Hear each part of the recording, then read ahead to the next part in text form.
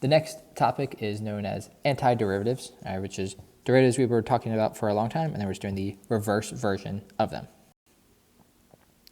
All right, so there were questions earlier in the year when someone would get a problem where they give you f prime and they asked you to do something, and a common question for students is like, oh, if I know f prime, should I find f first?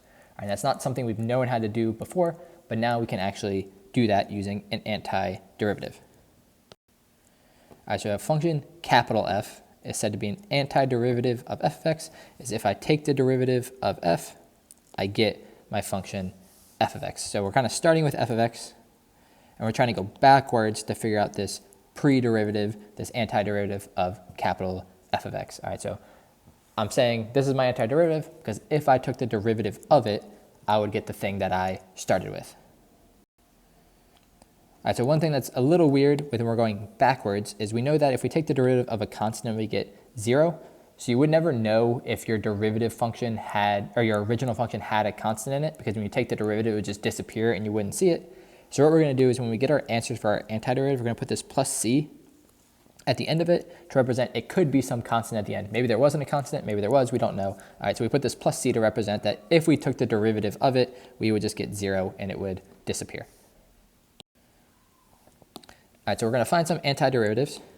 Again, our question is, what function would I take the derivative of to get the function I started with? And again, at the beginning, it's going to be a little bit of guess and check, and then we'll start learning some rules and stuff to make it go a bit faster. I have 3x squared.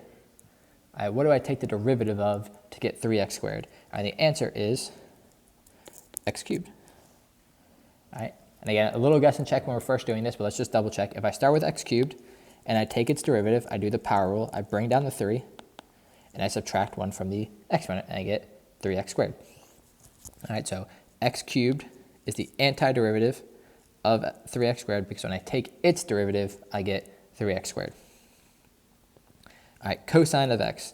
We know cosine and sine kind of flip, so there's really two options you could have for cosine of x. You could say, is it negative sine of x, or is it going to be sine of x? All right, again, a little guess and check, but let's see what happens. If I take the derivative of negative sine of x, I get negative cosine of x, and that's not what I want. I want to get cosine of x, so that's out. But if I take the derivative of sine, I get cosine, and that means this is actually the correct antiderivative. And then what do I take the derivative of to get e to the x? Well, e to the x is the one that doesn't change, so it's also just e to the x. All right, because if I take the derivative of this, I just get e to the x out, and that's exactly what I wanted. All right, so these are our antiderivatives. Again, we'll learn some more techniques as we go, but for right now, it's literally just guess and check. All right, take a guess, and then take the derivative of your guess to make sure it's right. All right, so we learned this integral notation before, but we've seen it like this.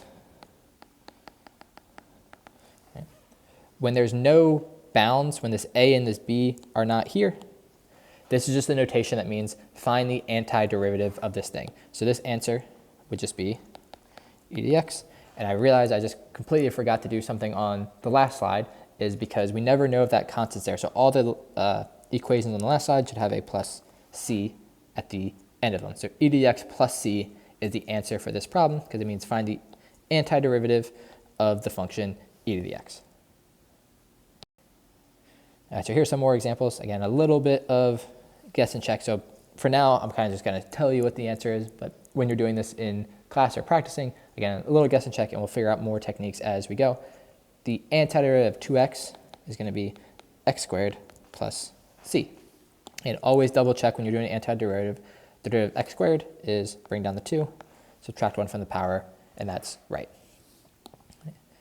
X cubed plus x squared, your first guess might be x to the 4th plus x cubed.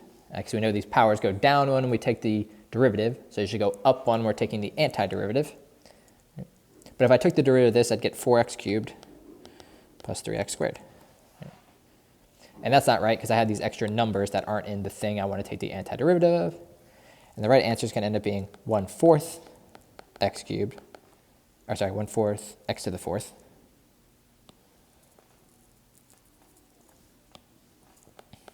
plus 1/3 x cubed plus c.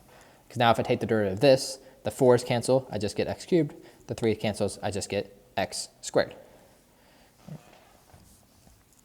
And the antiderivative of sine of x is going to be, and this is one thing about it, there's really two options. All right, which one's going to end up being the right one? The right one is negative cosine of x plus c. Because when I go backwards, I take the derivative of negative cosine, I get two negatives, they cancel, and give me the sign that I want there. All right, so here's one for you to try on your own. Again, one thing to remember with our integral sign is we can break it up over the subtraction sign. So really this is two separate problems. Find the antiderivative of 5x to the fourth and find the antiderivative of negative cosine of x. All right, so go ahead and try that one on your own and see if you can get the answer. And the answer you should get is x to the fifth minus sine of x plus c. There's always a plus c. So if I want to double check, I take the derivative of this, power rule. The derivative of sine is cosine. Derivative of the constant is 0, so it goes away, and I get back to where I started. All right, so this is our antiderivative things. Again, for right now, just a little bit of guessing and checking is not a terrible thing. Of course, it's an educated guess. Don't just try everything in the world. All right, but try something, take the derivative of it, and just make sure it actually is the antiderivative for what you're looking for. All right, and once you can do all that, then you can slay the day.